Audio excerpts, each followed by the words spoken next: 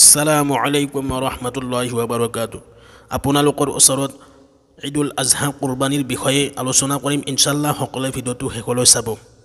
কোৰআন ও সুন্নাহৰ আলোকত কুৰবানীৰ আলোচনা। কুৰবানী ইছলামৰ গুৰুত্বপূৰ্ণ বিধান ও বিশেষ ইবাদত। এইটো আদম আলাইহিছ সালাতু সালামৰ যুগৰ পৰা বিদ্যমান আছিল। সূৰা মাইদাৰ আয়াত নম্বৰ ২৭ পৰা ৩১লৈ আদম আলাইহিছ সালাতু সালামৰ দুই সন্তানৰ কুৰবানীৰ কথা আহিছে। কিন্তু প্ৰত্যেক নবীৰ শৰীয়তত কুৰবানীৰ পন্থা একে নাছিল, বেলেগ বেলেগ আছিলে। ইছলামী শৰীয়তৰ কুৰবানীৰ যি পদ্ধতি আৰম্ভ হৈছে তাৰ মূল সূত্ৰ মিল্লাতে ইব্ৰাহিম আলাইহিছ সালাতু সালামৰ জামানাৰ পৰা আৰম্ভ হৈছিল। অৰ্থাৎ আমাৰ সমাজত যি ঈদুল আজহাৰ কুৰবানী কৰা হয় সেয়া হযৰতে ইব্ৰাহিম আলাইহিছ সালাতু সালামৰ জামানাৰ পৰা আৰম্ভ হয়। কুৰআন মাজিদ ও সহিহ হাদিছৰ পৰা সেয়া স্পষ্ট জনা যায়। এই কাৰণে কুৰবানীক সুন্নতে ইব্ৰাহিম আলাইহিছ সালাতু সালামৰ নামেৰে পৰিচিত হয়। উৰ্দু, ফাৰ্চী ও বাংলা ভাষাত কুৰবানী শব্দটো আৰবী শব্দৰ কুৰবান শব্দৰ স্থলত ব্যৱহাৰ হয়। কুৰবান শব্দটো মূল ধাতু, যাৰ অৰ্থ হৈছে নৈকট্যৰ পৰা নিকট। সেয়েহে আল্লাহ তাআলাৰ নৈকট্য অৰ্জনৰ বাবে শৰীয়তসন্মত পন্থাত বান্দা যি আমল কৰে তাক অবিধানিক কুৰবান বোলা হয়। কিন্তু শৰীয়তৰ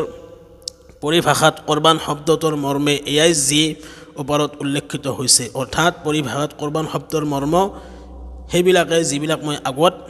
পঢ়ি গৈছোঁ। এই কুৰবানীৰ বিধান মৌলিকভাৱে সূৰা হজৰ আয়াত নম্বৰ ২৭ আৰু ৩৭, সূৰা বাকাৰাৰ আয়াত নম্বৰ ১৯৬, সূৰা মাইদাৰ আয়াত নম্বৰ ২৫, ৯৫, ৯৭, সূৰা ফাতাহৰ আয়াত নম্বৰ ২৫ত আহিছে আৰু হাদিছত সেয়া উল্লেখিত হৈ বিস্তাৰিতভাৱে উল্লেখ কৰা হৈছে। সাধাৰণ কুৰবানী যি হজ আৰু উমৰাহৰ লগত সম্পৃক্ত নহয়, যাৰ স্থান নিৰ্ধাৰিত নহয় কিন্তু সময় নিৰ্ধাৰিত, যি তাৰিখত হজ আদায়কাৰীসকলে মিনা মক্কাত কুৰবানী কৰি থাকে সেই তাৰিখত অৰ্থাৎ জিলহজৰ ১০, ১১, ১২ তাৰিখত এই কুৰবানী হৈ থাকে।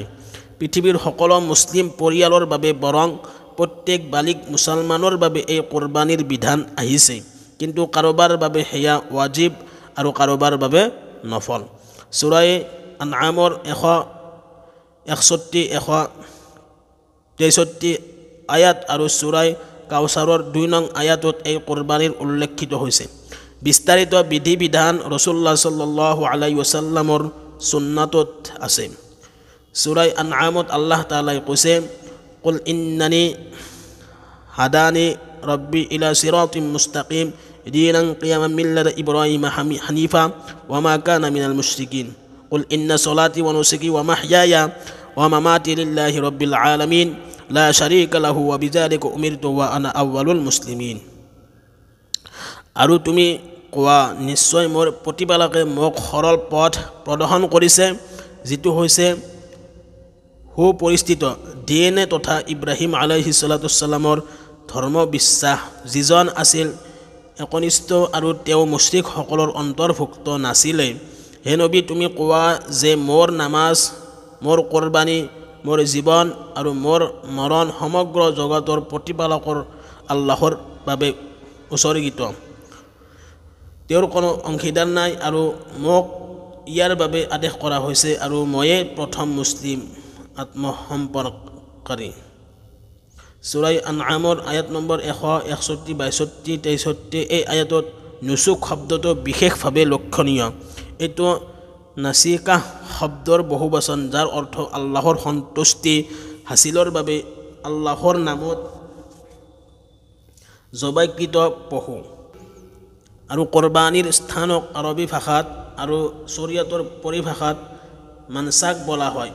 দুটা শব্দৰ মূল ধাতু অভিন্ন। আৰবী ভাষাত যিকোনো অভিধানত আৰু লগাতুল কুৰআন, লগাতুল হাদিছ ও লগাতুল ফিকহৰ যিকোনো নিৰ্ভৰযোগ্য কিতাপত নুসুক শব্দৰ উপৰোক্ত অৰ্থ পোৱা যায়। চাওক, উপৰোক্ত আয়াতৰ অৰ্থ পৰিষ্কাৰ। আল্লাহ তাআলাই হযৰতে ইব্ৰাহিম আলাইহিছ সালাতু সালামক যি বিশুদ্ধ তাওহীদ ও সৰল পথ সন্ধান দিছিল সেয়া ৰাসূলুল্লাহ সাল্লাল্লাহু আলাইহি ওয়াসাল্লামৰ প্ৰতিও নাজিল আৰু অৱতীৰ্ণ কৰিছে আৰু আদেশ কৰিছে কোৱা মোৰ নামাজ মোৰ কুৰবানী মোৰ জীৱন মোৰ মৰণ সকলো আল্লাহ তাআলাৰ বাবে সূৰা বাকাৰাৰ 196 আয়াতত নুসুক শব্দ এই অৰ্থত ব্যৱহাৰ হৈছে উল্লেখ্য আৰবী ভাষাত নুসুক ইবাদতত অৰ্থেও ব্যৱহাৰ হয় এই কাৰণে ইবাদতকাৰীক নাসিক ও ইবাদতৰ পদ্ধতিক মানসাক বলা হয় উল্লেখিত আয়াতত নুসুক শব্দৰ অৰ্থ যদি ইবাদত কৰা হয় তেন্তে তাৰ কুৰবানী অন্তৰ্ভুক্ত আছে কিয়নো কুৰবানী ও এটি ইবাদত ৰাসূলুল্লাহ সাল্লাল্লাহু আলাইহি সাল্লামে ঈদুল আজহাৰ কুৰবানীক একাধিক হাদিসত নুসুক বুলি কৈছে কুৰবানী পশু জবেহ কৰাৰ যি দোৱা হাদিসত আহিছে তাতেও এই আয়াত আছে পূৰ্ণ হাদিসত লক্ষ্য কৰক জাবিৰ ইবনে আব্দুল্লাহ ৰাদিয়াল্লাহু তাআলা আনহুৰ পৰা বৰ্ণিত ৰাসূলুল্লাহ সাল্লাল্লাহু আলাইহি ওয়াসাল্লামে ঈদৰ দিন দুটা দুম্বা জবেহ কৰিছিল জবেহ কৰাৰ সময়ত হেবৰক কিবলামুখী কৰি লৈছে ইন্নী ওয়াজ্জাহতু ওয়াজহিয়া লিল্লাযী ফাতাৰাস সামাওয়াতি ওয়াল আৰদা হানিফা ওয়া মা আনা মিনাল মুশরিকিন ইন্না সলাতি ওয়া নুসুকি ওয়া মাহইয়ায়া ওয়া মামাতি লিল্লাহি রাব্বিল আলামিন লা শারীকা লাহু ওয়া বিযালিকা উমিরতু ওয়া আনা আউয়ালুল মুসলিমিন বিসমিল্লাহি ওয়াল্লাহু আকবার আল্লাহুম্মা মিনকা ওয়া লাকা আন মুহাম্মাদি ওয়া উম্মতিহি কুৰবানীৰ আৰম্ভণিতে এই আয়াত ও দোয়া পঢ়াৰ পৰা যেন প্ৰমাণ হয় কুৰবানী খালিছ ইবাদত তেনেকৈ এই কথা প্ৰমাণ হয় যে উল্লেখিত আয়াতত নুসুক শব্দৰ অৰ্থ ঈদুল আজহাৰ কুৰবানী অথবা কুৰবানী তাতে অৱশ্যই অন্তৰ্ভুক্ত আছে অন্য আয়াতত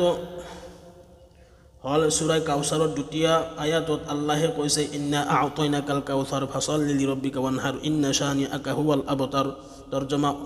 হে নবী নিশ্চয় মই তোমাক কাউসাৰ দান কৰিছো এতেকে তুমি তোমাৰ প্ৰতিপালকৰ সন্তুষ্টিৰ বাবে নামাজ পঢ়া আৰু কুৰবানী কৰা প্ৰকৃততে তোমাৰ শত্ৰু হতে নিৰ্বংশ ইয়াত ৰাসূলুল্লাহ সাল্লাল্লাহু আলাইহি সাল্লাম তেওঁৰ মধ্যমেৰে সমগ্ৰ উম্মাতক সালাত অৰ্থাৎ নামাজ ও নহৰ কুৰবানীৰ আদেশ দিয়া হৈছে নহৰ শব্দৰ মূল অৰ্থ উট জবেহ কৰা কিন্তু সাধাৰণতে ব্যৱহাৰত যিকোনো পশু জবেহ কৰাকে নাহৰ বলা হয়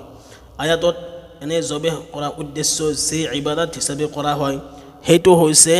হজ ও উমৰাহৰ কুৰবানী আৰু ঈদুল আজহাৰ সাধাৰণ কুৰবানী এই কুৰবানীৰ সময় 3 দিন জিলহজৰ 10, 11 আৰু 12 তাৰিখ কিন্তু উত্তম হল 10 তাৰিখ সাধাৰণতে এই তাৰিখে অধিকাংশ কুৰবানী হৈ থাকে এই কাৰণে ই 10 জিলহজৰ ইসলামী নাম ইয়াউমুন নাহৰ সহিহ বুখাৰী উক্ত আয়াতত নামাজৰ যি আদেশ আহিছে তাত ঈদৰ নামাজ অন্তৰ্ভুক্ত আছে উপৰোক্ত আয়াতত আল্লাহ তাআলাই যি বিধান প্ৰদান কৰিছে হেয়া পালন কৰাৰ পদ্ধতি নবী সাল্লাল্লাহু আলাইহি ওয়াসাল্লাম তেওঁৰ সুন্নাহৰ মাধ্যমেৰে জনাই দিছে এই বিষয়ে এটা হাদিস লক্ষ্য কৰক সহিহ বুখাৰী সহিহ মুসলিম ও অন্যান্য হাদিসৰ কিতাবত বহু সনাদে বৰ্ণিত হৈছে যে ৰাসূলুল্লাহ সাল্লাল্লাহু আলাইহি ওয়াসাল্লামে ঈদুল আজহাৰ দিনত নামাজৰ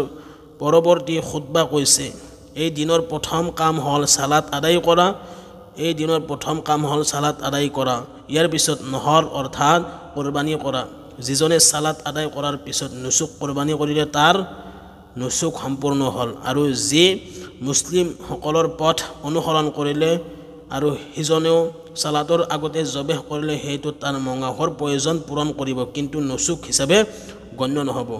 এই হাদিসটো অনেক সহি হাদিসত বিভিন্ন হাদিসৰ কিতাবত উল্লেখিত হৈছে কৰবাত বিস্তাৰিতভাৱে আৰু কৰবাত সংক্ষিপ্তভাৱে আলোচনা কৰা হৈছে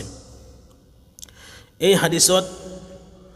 সূৰাতুল কাউসাৰৰ ব্যাখ্যা নবী কৰিম সাল্লাল্লাহু আলাইহি ওয়াসাল্লামৰ আমলৰ পৰা পোৱা গল যাৰ হাৰমৰ্ম এই যে সালাত আদায় কৰা শব্দৰে ঈদৰ নামাজ আৰু কুৰবানী কৰা শব্দৰে ঈদুল আজহাৰ কুৰবানীও অন্তৰ্ভুক্ত আছে এই কথা স্পষ্ট হৈ গল যে ঈদুল আজহাৰ কুৰবানী হৈছে নুসুক যি সূৰা আনআমৰ 162 নং আয়াতত উল্লেখিত হৈছে ইয়াৰ উদ্দেশ্য মঙা ভক্ষণ কৰা বা মঙা প্ৰয়োজন পূৰণ কৰা নহয় এইটো এটা ইবাদত কিন্তু কুৰবানী হৈ যোৱাৰ পিছত আল্লাহ তাআলাই সেই পশুৰ মাংস কোৰবানী দাতাৰ বাবে হালাল কৰিছে আৰু 10 জিলহজৰ পৰা মুঠ 4 দিন ৰোজা ৰাখিবলৈ নিষেধ কৰিছে আল্লাহৰ মেহমানদাৰী কবুল কৰাৰ আদেশ দিছে ঈদুল আজহা মুছলমানসকলৰ আনন্দৰ এটা দিন আৰাফা দিৱসৰ ব্যাপক মাগফিৰত আল্লাহৰ দৰবাৰত কোৰবানী পেশ কৰাৰ সৌভাগ্য আৰু আল্লাহৰ দৰবাৰত কবুল হোৱা কোৰবানীৰ পৰা মেহমানদাৰী লাভে আনন্দৰ কাৰণ বলা বাহিল্য এই তাৎপৰ্য অনুধাৱন কৰাৰ বাবে অন্তৰত প্ৰয়োজন ইমানৰ মিষ্টতা আৰু খালিক ও মালিকৰ মহব্বত ও ভালপোৱা থাকিব লাগিব আল্লাহ তাবাৰক তাআলা সকলোকে কোৰবানী বেছি বেছি কৰাৰ তৌফিক দান কৰক আমিন